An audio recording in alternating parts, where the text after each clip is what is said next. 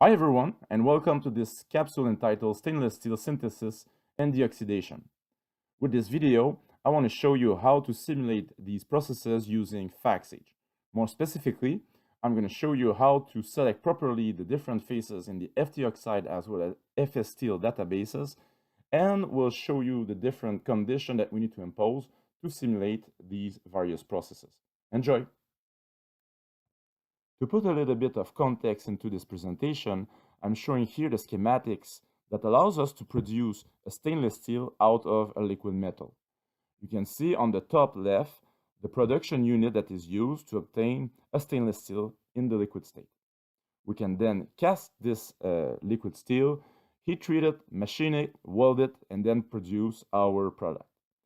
What I will focus on during this simulation is the link between the chemical specification or the chemical composition of the alloy and the resulting phase assemblage, which will directly impact the performance of the material. More specifically, I will cover the decarburization, deoxidation, and alloying addition for a stainless steel. This capsule contains 3 examples. The first example is the carbon removal from a stainless steel using oxygen blowing. In the second example, I'm going to perform a deoxidation of the decarburized liquid stainless steel using aluminum. And finally, I'm going to show you an example where I'm performing the decarburization of the liquid stainless steel that contains chromium, followed by a ferrosilicon addition to see if I can recover the chromium that will be oxidized during the decarburization. I'll complete this capsule with some final remarks. What I want to show you in this first example is the importance of removing carbon when you are performing the synthesis of a stainless steel that contains chromium.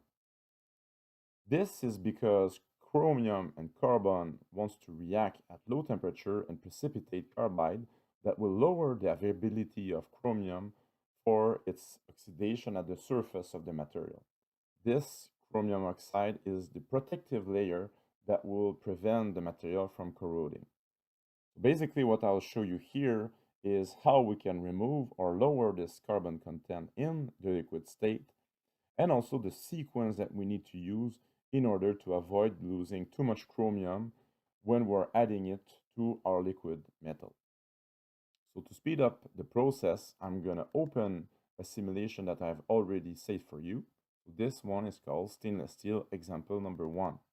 I'm going to open this example and we'll go back to the mass balance that I've introduced.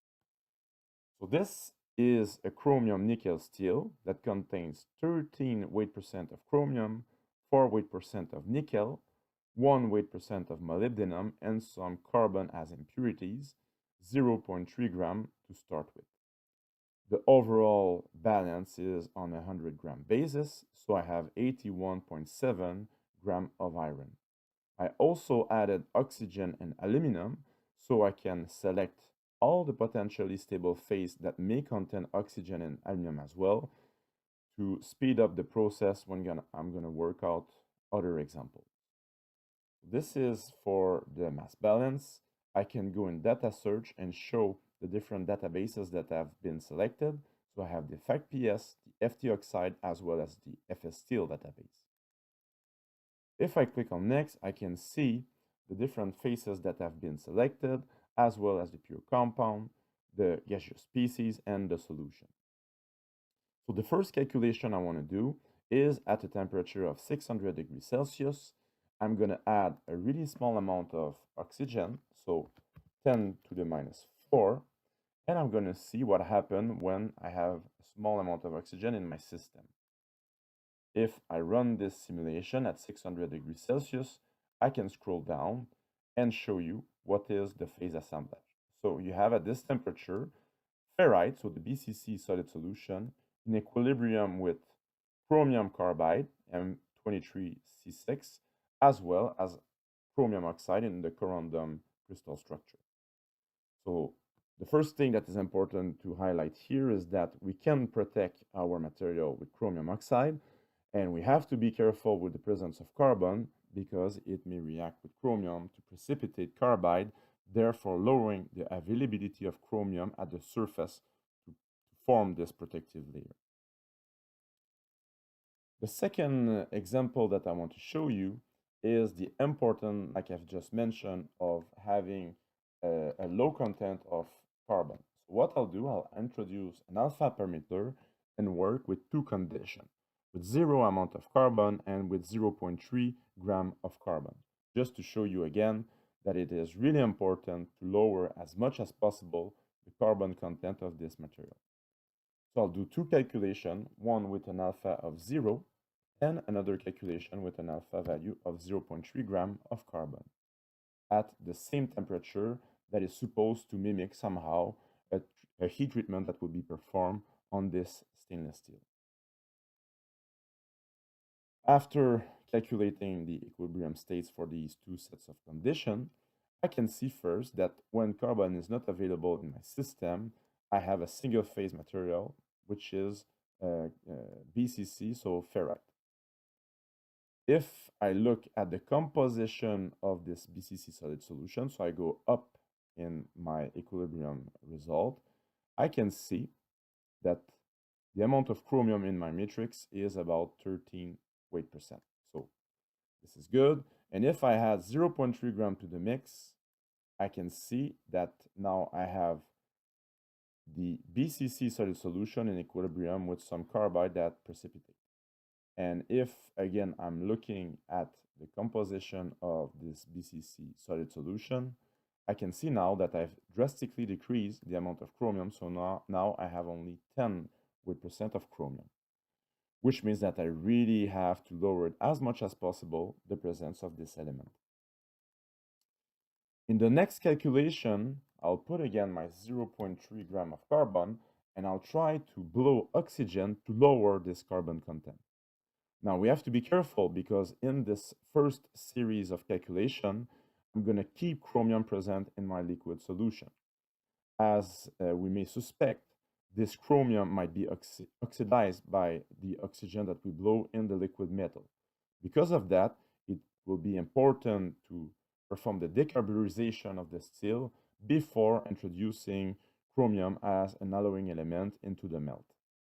So I'm going to put my alpha parameter this time on oxygen.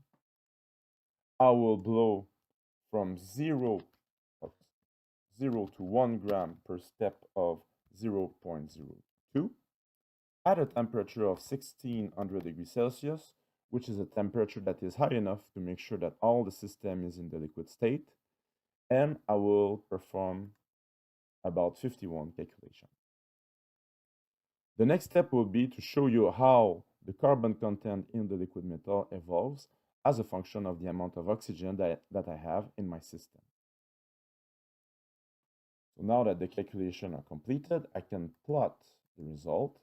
And what I want to see is the weight percent of carbon that I have in the liquid as a function of the alpha parameter.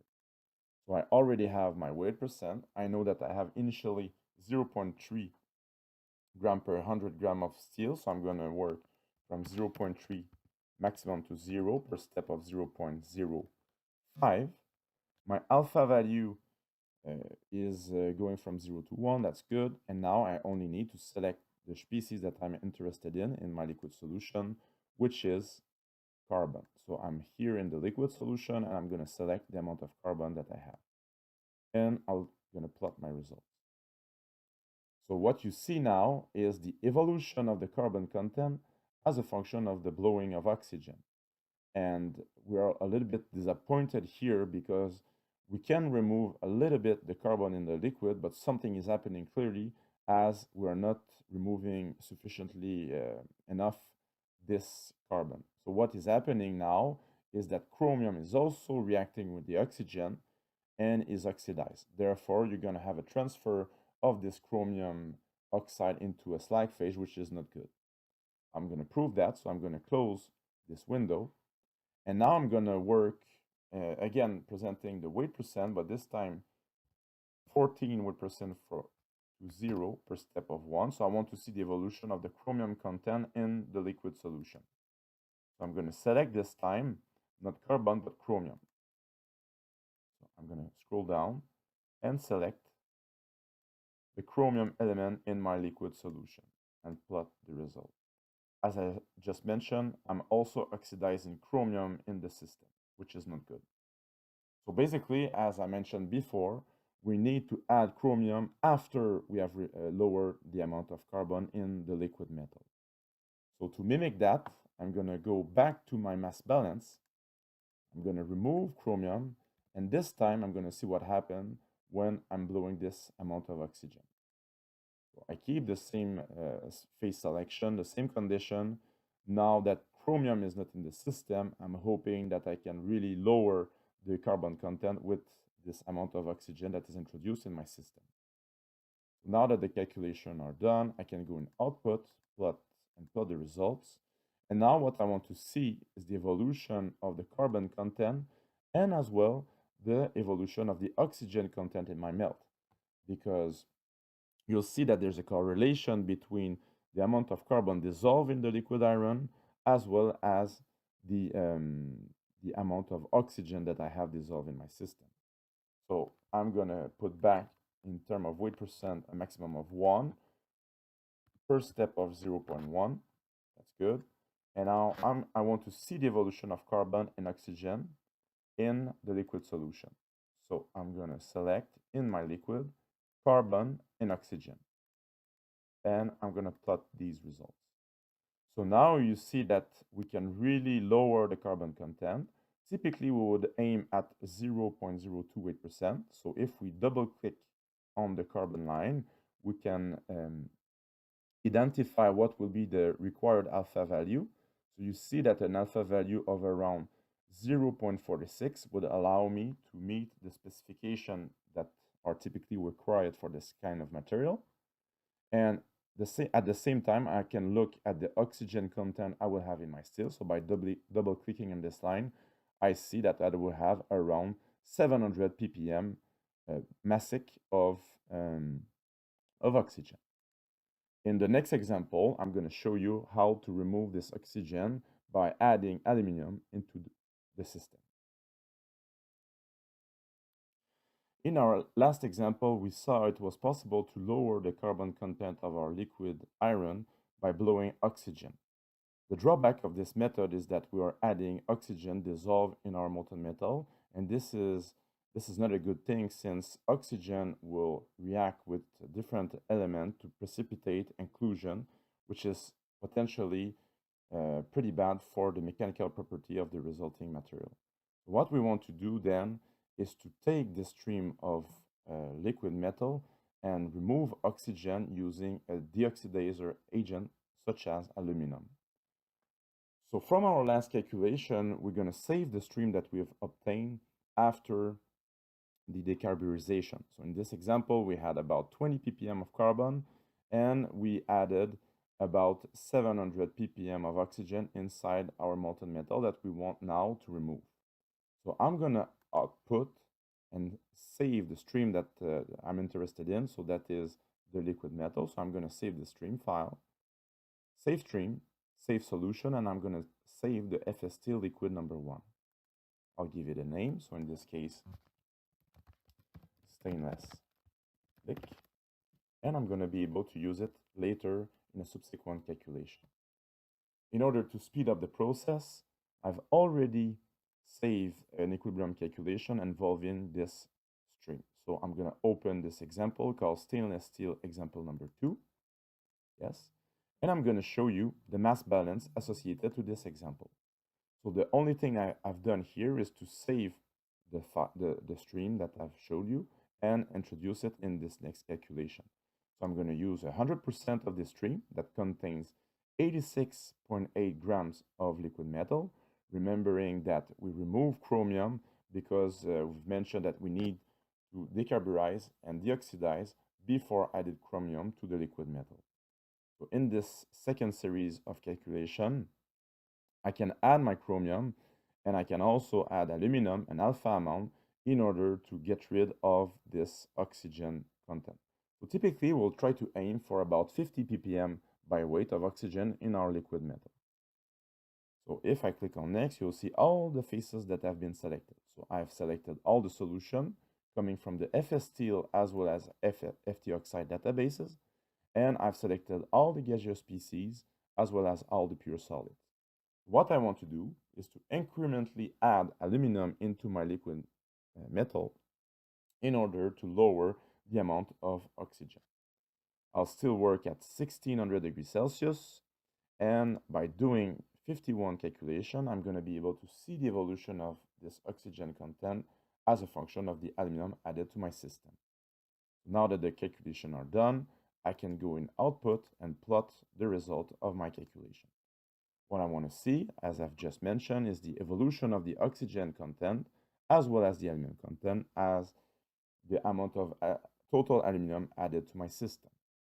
So I'm going to go in axis and plot the weight percent as a function of the alpha parameter.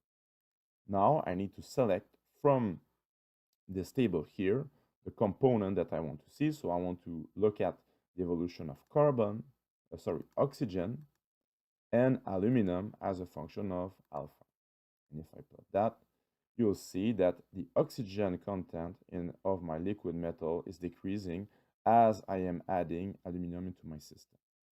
At the beginning, aluminum will directly react with oxygen to form alumina, also called corundum. And as you lower the oxygen content, you will start as well to dissolve aluminum in your liquid metal. So if you right-click on the green line, you'll be able to find the alpha value that allow me to meet the specification that I've mentioned previously, which is about 50 ppm. So if you scroll in this menu, you can see that you can reach a value of 50 ppm for an alpha parameter of about 0.064. Since we are here in a figure, I will show you how to change the axis to go from weight percent to ppm. So what I'll do now is to edit the y-axis. To do that, I go in Edit, and I'll change the scale. So what I want to do now to convert weight percent to ppm is to multiply by 10,000. So this is what I'm going to do. And you see now that I'm working with ppm. So if I want to change the label of this y-axis, I can double click on it and change it to ppm. Okay, so this is great. I was able to lower my oxygen content, and now I can save the stream for an alpha value of about 0.064 and solidify this liquid metal to see what are the phases that would be in equilibrium. Before doing that, I'm going to add my chromium to the liquid metal. So we've mentioned at the beginning of this example that we wanted to have an alloy that contains about 13 weight percent of chromium. And this is what I'm going to add. And I'm going to do again these calculations to see if the alpha value that I need to deoxidize my liquid metal is the same or not.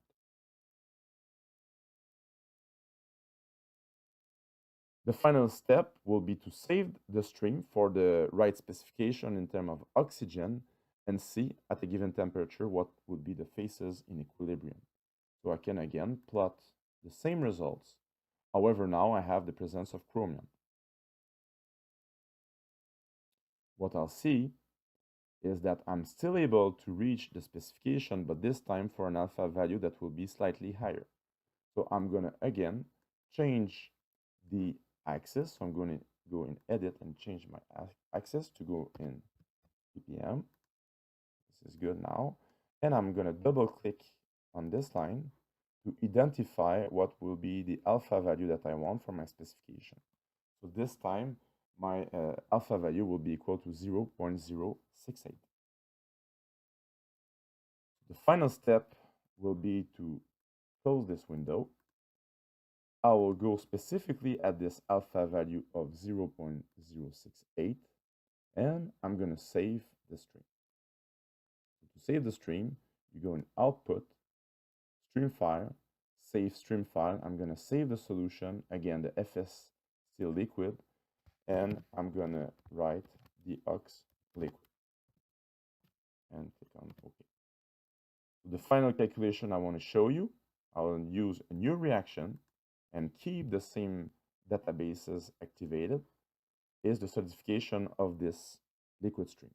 So I'm going to edit insert our mixer and stream, import a stream, and I'm going to import my Deox liquid, and I'm going to activate or select all the solution, all the pure solid as well as all the gas species, and I'm going to do a single calculation at 600 degrees Celsius.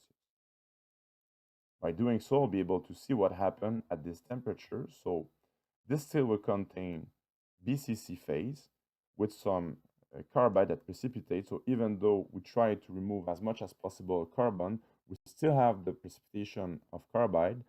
And since the solubility of oxygen is lower in the solid state than in the liquid state, we're going to also end up with some amount of inclusion.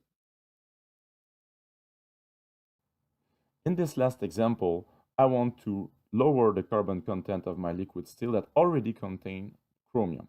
Like I've said previously, the problem with this situation is that the oxygen that I'm going to add in my system to try to lower the carbon content will also oxidize chromium. So what I'll do is to save the oxide product that will form. In this case, it will be a spinel phase that I'm going to try to react later on with a ferrosilicon alloy. Basically, what I'm going to do is to repeat the calculation I've presented previously, but this time trying to meet the specification in terms of carbon content. So we've mentioned that we want to obtain about 0.02 weight percent of carbon as our target specification.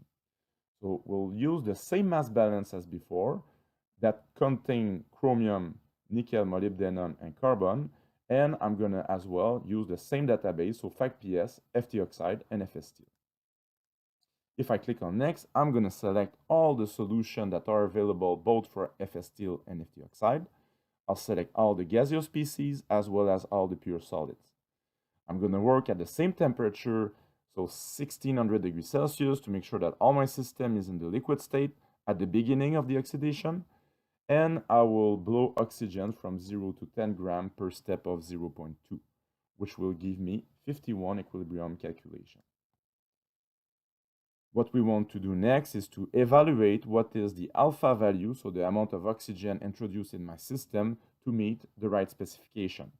So I did a little bit of processing before presenting this example, and I know now that I need to go to an alpha value of about 8.4 to meet the specification. So if you look at this phase equilibrium, you'll see that you have a gas phase that is forming, so carbon is removed.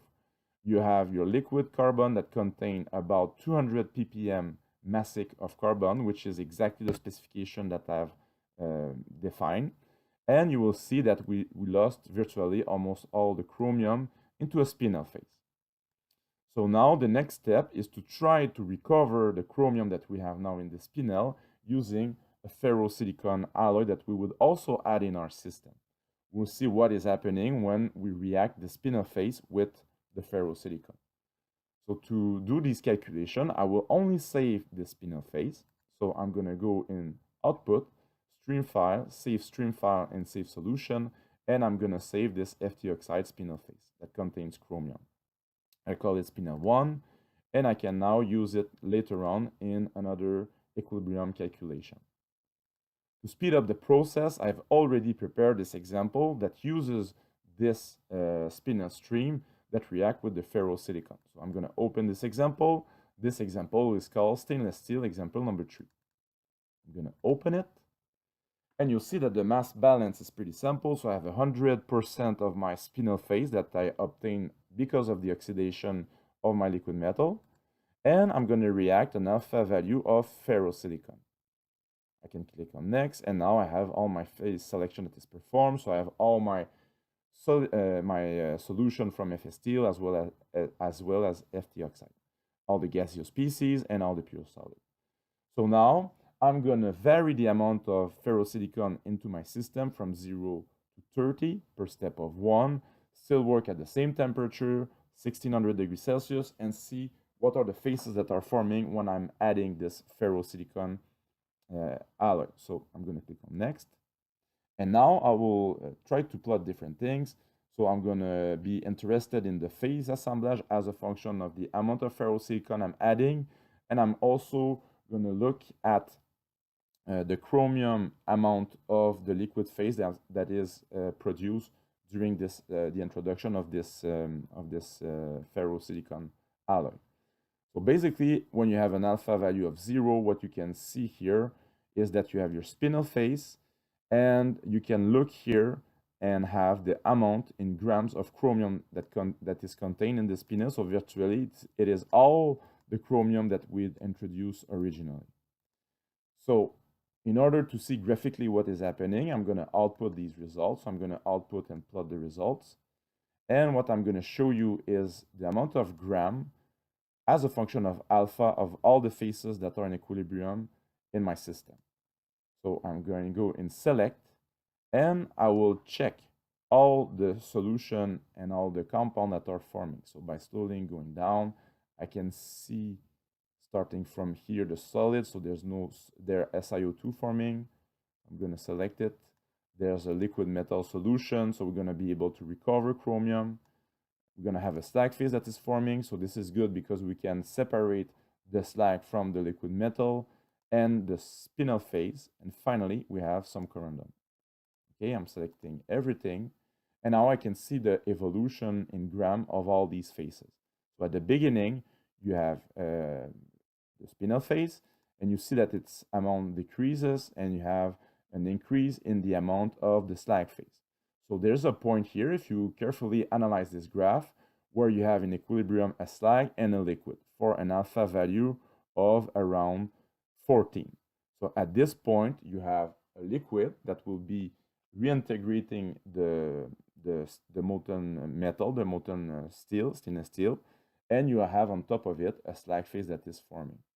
So the last thing I want to show you is the amount of chromium that this liquid will contain. So we know we have about 13 grams of chromium in the system right now, and we'll see how much chromium we are able to recover when we have this equilibrium between the liquid and the slag phase. I'm going to close this graph, and now I will focus on the weight percent as a function of alpha of the chromium content of my liquid metal. So I'm going to scroll down. I'm going to go in elements. So I want to see the chromium in the liquid. And I'm going to plot these results. And now you can see the weight percent. So you see that by adding more and more ferrosilicon, we can enrich the liquid in chromium. But instead of plotting the weight percent, I'm going to present the gram. So I'm going to change my axis, 1 gram.